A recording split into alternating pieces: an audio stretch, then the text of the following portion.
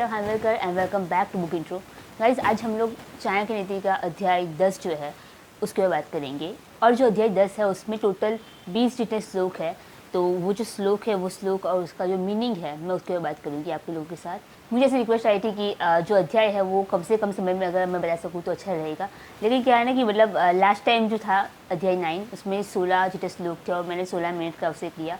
तो मतलब एक श्लोक के ऊपर 1 मिनट लिया था एक्चुअली। लेकिन मैं ट्राई करूँगी कि मैं सिर्फ श्लोक और उसकी मीनिंग आपके साथ शेयर करूँ और ये कम से कम मिनट में पूरा हो जाए, ठीक है।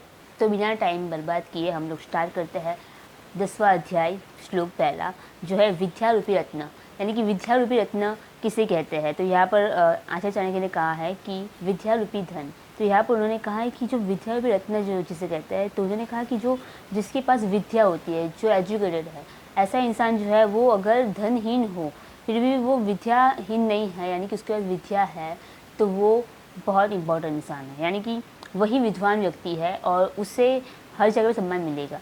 तो यहाँ पर ये बात हमेशा उन्होंने हर एक श्लोक में कही है कि जो विद्यावान है, जो एजुकेटेड इंसान है, उससे हर जगह पे सम्मान मिलता है।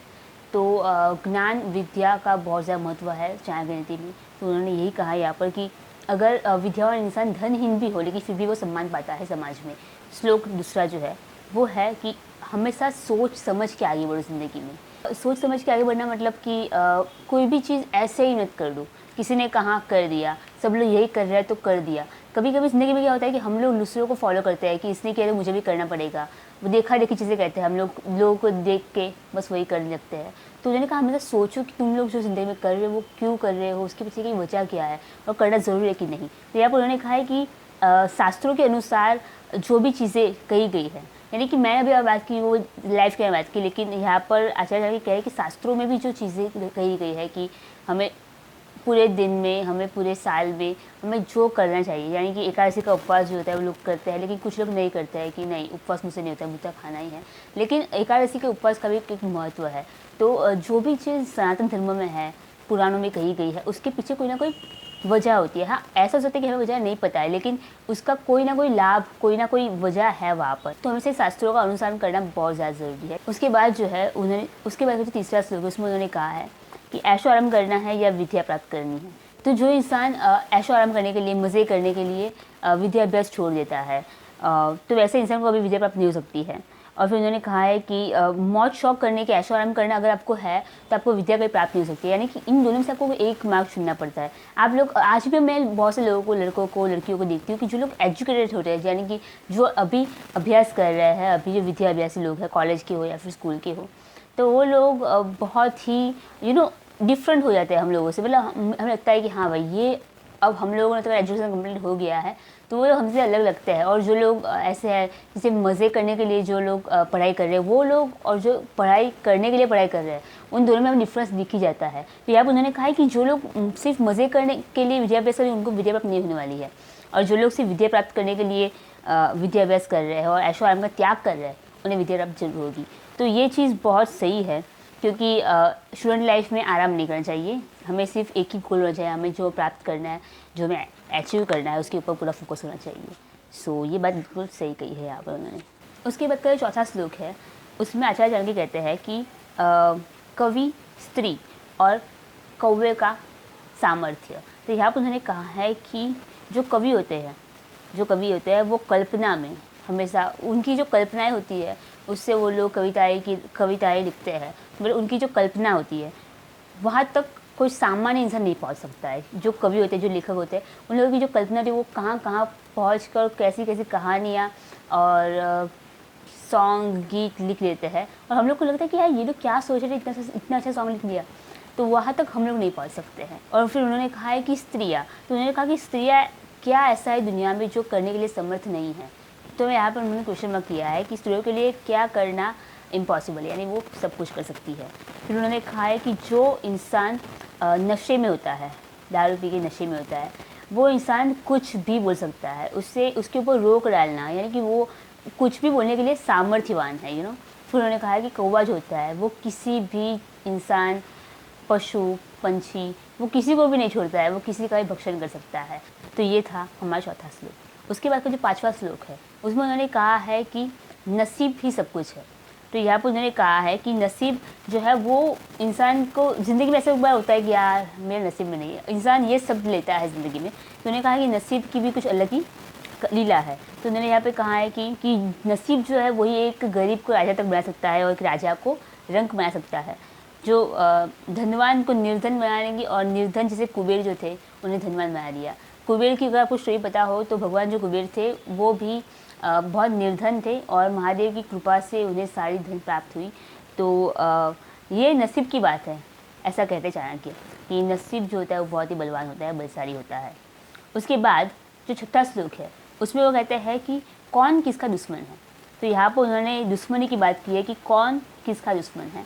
तो यहाँ पर हम बात करेंगे कि जो लोभी इंसान होता है, जो लालची इंसान होता है, वो भिखारी जो लोग होते हैं, जो भिक्षुक होते हैं, उनका शत्रु है। क्योंकि वो खुद लालची है तो उसके जो हाथ है वो बहुत ही छोटे होंगे, वो बिंदास दान नहीं कर सकता है। वो अगर कुछ खा रहा तो भी वो कह रहा है कि नहीं भाई मैं कुछ लेने वाला हूँ, बिकॉज वो लालचू है। तो जो लालचू इंसान होता है वो भिखारी का दुश्मन है।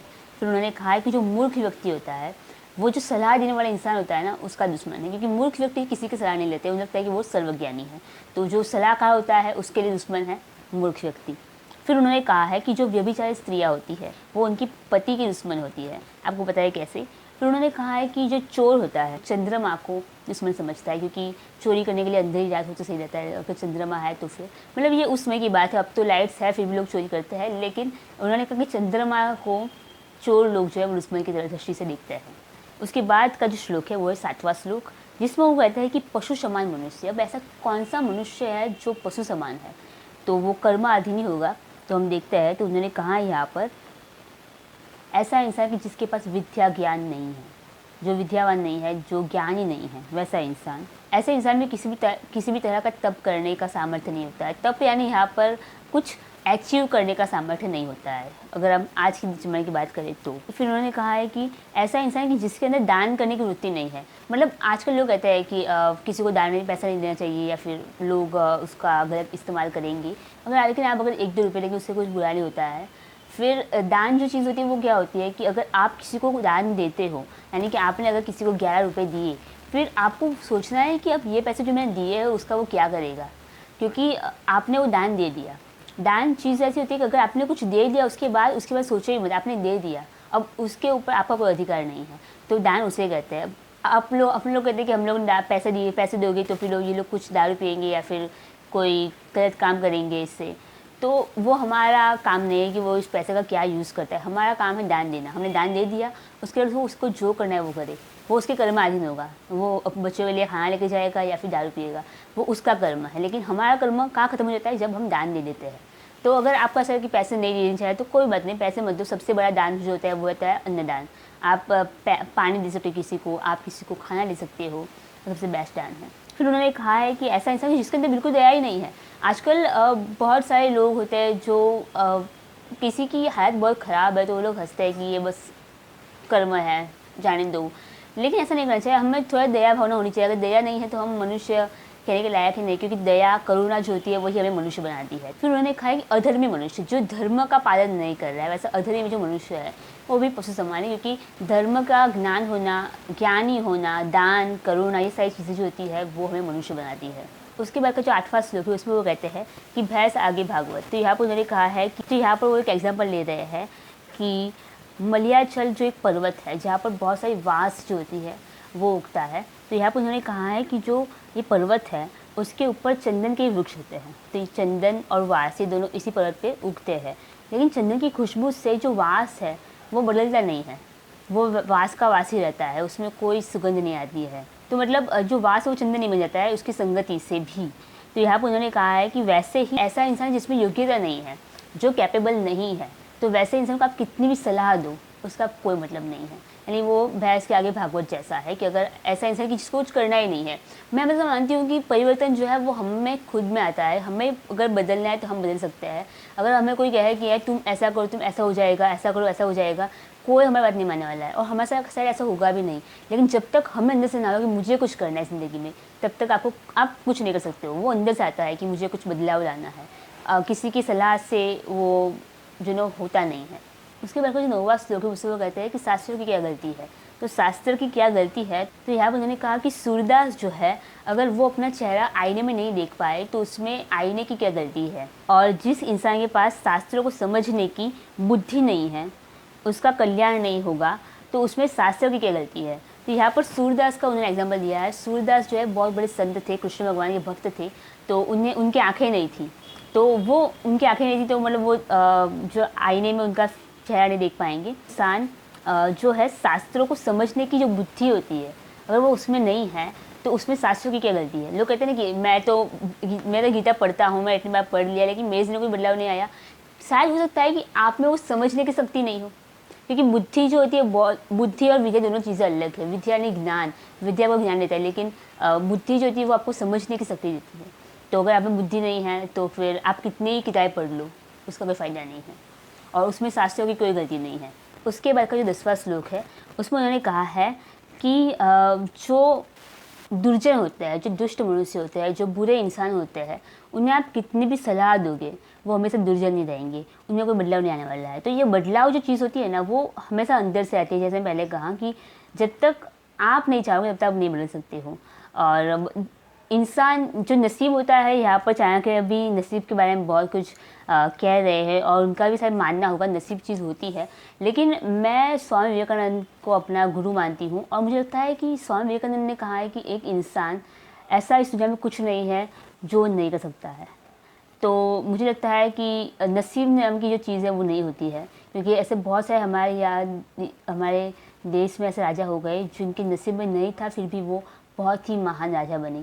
तो नसीब नाम की चीज़ नहीं होती है, वो सब कुछ अगर आपको करना है तो आप कर सकते हो। उसके बाद का जो 11वां श्लोक है, उसमें वो कहते हैं कि आत्मग्लानि जो होती है वो मृत्यु के समान है।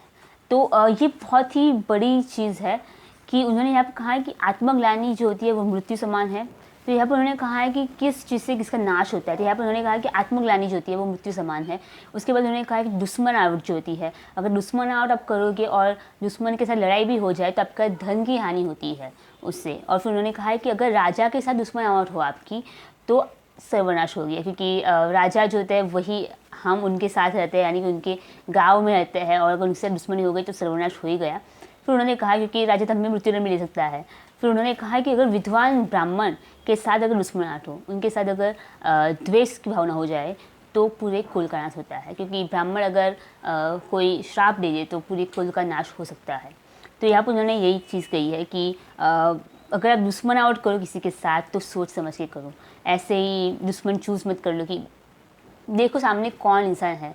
तो ये बहुत ज़्यादा इम्पोर्टेंट है। मैं कहती हूँ कि हमेशा ही सोच समझ कर कार्य करना बहुत ज़्यादा ज़रूरी है, क्योंकि हमारे जो कर्म होते हैं वो हमारी एक्शन से लेते हैं। मतलब अगर हम लोग किस सिचुएशन में हम क्या निर्णय ले रहे हैं, निर्णय बहुत ज़्यादा इम्पोर्टेंट है ज़िंदगी में। तो हमेशा निर्णय सोच समझ के लेना चाहिए इंसान को। फिर उन्होंने कहा है 12वां श्लोक में कि जो हमारे सगा संबंधी होते हैं उनका कभी आश्रय नहीं लेना चाहिए, उनकी कभी हेल्प नहीं लेनी चाहिए। तो उन्होंने यहाँ पर कहा है कि मनुष्य अगर दरिद्र स्थिति में आ गया, उसके पास पैसा नहीं है, सब कुछ बर्बाद हो गया, तो उसे वाघ, हाथी, शेर ऐसे हिंसक प्राणियों के बीच जंगल में घर बनाकर रहना चाहिए। फल फ्रूट पानी पीकर जीवन का निर्वाह करना चाहिए। धरती पर जो घास है उसके ऊपर लेटना चाहिए, और वृक्षों की जो छाल होती है उससे अपना शरीर ढकना चाहिए, यानी कि उसके कपड़े पहनने चाहिए। लेकिन कितनी भी खराब परिस्थिति आ जाए, कभी भी अपने सगा संबंधी के पास से मदद नहीं लेनी चाहिए। तो मुझे लगता है कि जितने लोग वीडियो देख रहे हैं उन्हें भी शायद कुछ लोगों को इस चीज़ का एक्सपीरियंस ज़रूर होगा कि जब हम हमारी फैमिली के पास से जब हेल्प मांगे जाता है तो फिर हमें उनके असली चेहरे पता चल जाते हैं एक्चुअली। एंड फिर हमें लगता है कि यार, मुझे लगता था कि ये लोग मेरे हैं, वो लोग मेरे कभी थे ही नहीं। तो यहाँ पर उन्होंने कहा ये बात बस इतनी नहीं है कि हमें पता चल जाए कि ये लोग कैसे है, बट ये बहुत ही डीप चीज़ है कि कुछ भी हो जाए, कभी भी आपके जो सगा संबंधी है उनके साथ पास से हेल्प मत मांगो, खुद खड़े हो जाओ। हमें खुद ऊपर आना है ज़िंदगी में, कुछ निर्णय लो ज़िंदगी में, और कितनी भी कठिन परिस्थिति हो हमें हमेशा निर्णय लेना चाहिए। एटलीस्ट हम इतने कैपेबल होने चाहिए ज़िंदगी में कि हम कितनी भी कठिन परिस्थिति में निर्णय ले सकें। तो ये बहुत ही इम्पॉर्टेंट श्लोक है। उसके बाद का जो 13वां श्लोक है, तो उसमें वो कहते हैं कि विप्र वृक्ष और संध्या उसके मूल है। तो यहाँ पर वो कहते हैं कि विप्र वृक्ष है, विप्र यानी ब्राह्मण, ब्राह्मण जो है वो वृक्ष है, संध्या उसका मूल है। वेद जो है वो उसकी शाखाएँ है और धर्म कर्म उसके पत्ते हैं। इसलिए जो मूल जो होते हैं उसकी हमें से रक्षा करनी चाहिए, क्योंकि अगर मूल ही उखड़ गए तो फिर पूरा जो पेड़ है उस शाखा के साथ पत्ते सब कुछ बिखर जाएगा। यानी कि दोपहर का समय, शाम का समय, यानी संध्या, उन्होंने कहा है कि दोपहर से शाम का जो समय होता है वहाँ पर उस वक्त हम भगवान की भक्ति करते हैं, तो हमें उपासना करनी चाहिए। तो अगर हम ब्राह्मण रूपी वृक्ष जो होता है जिसका मूल जो होता है वो संध्या है, तो अगर हम उसकी रक्षा करते हैं भक्ति भाव से, तो ये जो वृक्ष है वो नष्ट कभी नहीं होगा। ये बहुत ही लॉजिकली चीज़ें कही गई है और बहुत ही कमाल श्लोक है ये एक्चुअली। उसके बाद 14वां श्लोक में उसको कहते हैं कि ऐसा घर अगर हो तो वो त्रिलोक समान है। तो कैसा घर होना चाहिए? एक ऐसा मनुष्य कि जिसकी जो माँ है वो लक्ष्मी समान है, वो लक्ष्मी माँ जैसी है, जिसके जो पिता है वो विष्णु भगवान के जैसे है, और जिनके जो भाई बहन है वो विष्णु भगवान के भक्त है। तो ऐसे इंसान का जो घर होता है वो त्रिलोक समान है। तो यानी यहाँ पर लक्ष्मी माँ, विष्णु भगवान और विष्णु भगवान के भक्त जैसे भाई बहन हो तो डेफिनेटली घर जो है वो त्रिलोक समान होगा ही होगा। इसमें कुछ समझाने जैसी बात है नहीं। फिर उन्होंने 15वां श्लोक जो उसमें उन्होंने कहा है कि शोक नहीं करना चाहिए। किस चीज़ का शोक नहीं करना चाहिए? तो यहाँ पर उन्होंने कहा है कि जैसे ही जो एक वृक्ष होते हैं उसके ऊपर बहुत सारे पंछी रहते हैं, सुबह होते ही वो लोग वहाँ से उड़कर कहीं और चले जाते हैं और शायद फिर लौट के नहीं भी आते होंगे और कुछ आते भी होंगे, तो उसमें जो वृक्ष है वो कभी दुख नहीं करता है। वैसे ही मनुष्य को, अगर हम एक फैमिली होते हैं और उसके बाद सभी लोग अपनी अपनी दिशा में अगर आगे बढ़ भी जाए तो हमें दुख नहीं करना चाहिए कि सब अलग हो गए, क्योंकि ये प्रकृति का नियम है। तो यहाँ पर ऐसा ही होता है। उसके बाद का जो 16वां श्लोक है उसमें वो कहते हैं कि बुद्धि जो है वही बल है, वही बल हमें प्रदान करता है। तो यहाँ पर उन्होंने कहा है कि व्यक्ति को हमेशा ही बुद्धि रूपी धन उसके पास रखना चाहिए, यानी कि कोई भी मनुष्य बुद्धिवान विद्यावान होना चाहिए, बहुत ज़रूरी है जीवन में। तो वही सच्चा बल होता है एक्चुअली। उन्होंने कहा है कि बुद्धिहीन मनुष्य का बल अगर हो, यानी कि एक मनुष्य जो बुद्धिहीन है लेकिन उसके पास बल है तो भी वो निरर्थक है, क्योंकि बल का प्रयोग कब करना चाहिए, कहाँ करना चाहिए, उसके लिए बुद्धि का होना बहुत ज़्यादा ज़रूरी है। उसके बाद 17वां श्लोक है उसमें उन्होंने कहा है कि जीवन जो है वो हरि की लीला है, यानी कि भगवान की ये लीला है, सब कुछ ये सब कुछ एक नाटक है। तो यहाँ पर उन्होंने कहा है कि अगर आप हरि को ही मान लो कि ये सब कुछ हरि ने बनाया, यानी कि विष्णु भगवान की ये सब रचना है, पूरी जो सृष्टि जो है वो उन्होंने बनाई, तो आपको किस बात की चिंता है? अगर वही पूरी दुनिया को खिलाता पिलाता है, उनका पोषण करता है, उनका पालनहार है, तो आपको किस चीज़ की चिंता है? तो यहाँ पर उन्होंने एक चीज़ ऐसी कही कि ये सब कुछ जो है वो भगवान ने बनाया है। तो मतलब अगर हम समझते हैं इस चीज़ को कि सब कुछ भगवान, हम लोग कभी ऐसे, कभी आप बाहर निकल आपको लगता है कि यार ये सब कुछ होता कैसे है, सब ऋतु बदलती है, फिर बारिश होती है, हर एक चीज़ कितनी बेस्ट है, यानी इतने सारे फ्लावर्स, उनके कलर्स और जो फ्रूट्स होते हैं उनके टेस्ट, ये कुछ भगवान ने बनाया है। तो हमें लगता है कि अगर ये एक इतनी छोटी छोटी चीज़ों में अगर इतना ध्यान रख सकते हैं भगवान, तो फिर हमें किस बात की चिंता?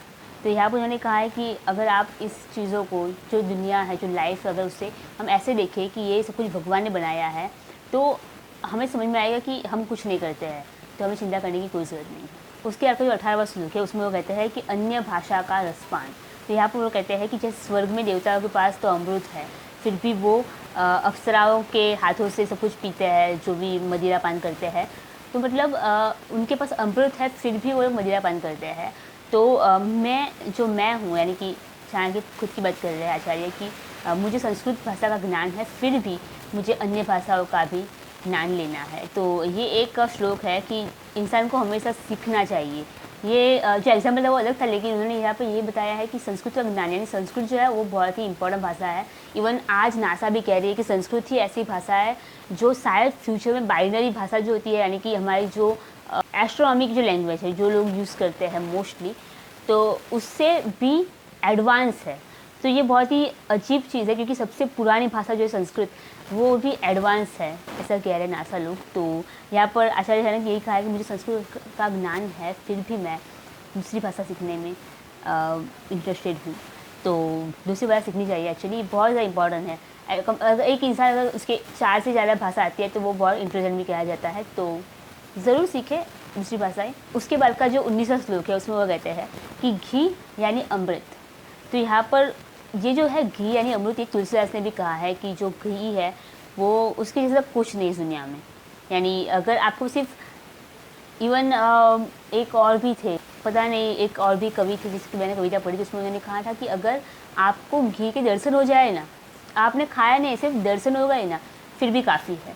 तो यहाँ पर उन्होंने कहा सामान्य जो अनाज होता है उससे 10 गुना ज़्यादा शक्ति आपको मिलती है उसके आटे में। फिर उन्होंने कहा है कि आटों से भी ज़्यादा पोषक तत्व होते हैं दूध में, और दूध से भी 8 गुना आपको ज़्यादा पोषक तत्व मिलेंगे अगर आप मांस खाते हो तो। लेकिन मांस से भी 10 गुना ज़्यादा आपको पावर मिलेगा घी से। तो उन्होंने यहाँ पर कुल मिलाकर यही बात की है कि सबसे ज़्यादा पोषक तत्वों वाला जो पदार्थ कोई है तो वो है घी।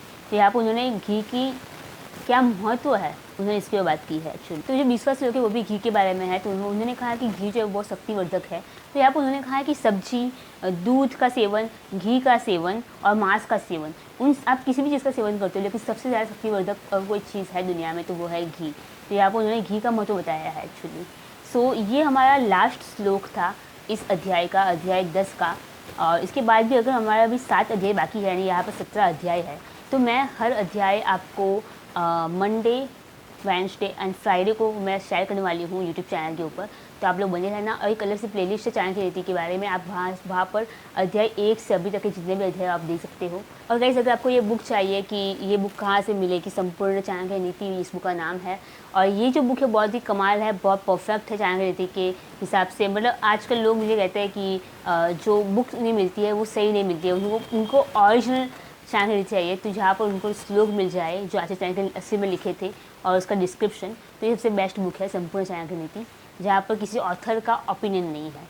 और गाइस इस बुक की जो लिंक है वो बारे में आपको दे दूँगी, डिस्क्रिप्शन में आपको मिल जाएगी। हर लैंग्वेज में, जितनी भी लैंग्वेज में अवेलेबल है वो मैं आपको डिस्क्रिप्शन में दे दूँगी। सो आपको बहुत आसान रहेगा खरीदने के लिए। So guys thank you very much for watching this video. And आपको ये वीडियो कैसी लगी आप प्लीज़ मुझे कमेंट सेक्शन में बताना। Thank you very much for watching. Missing someone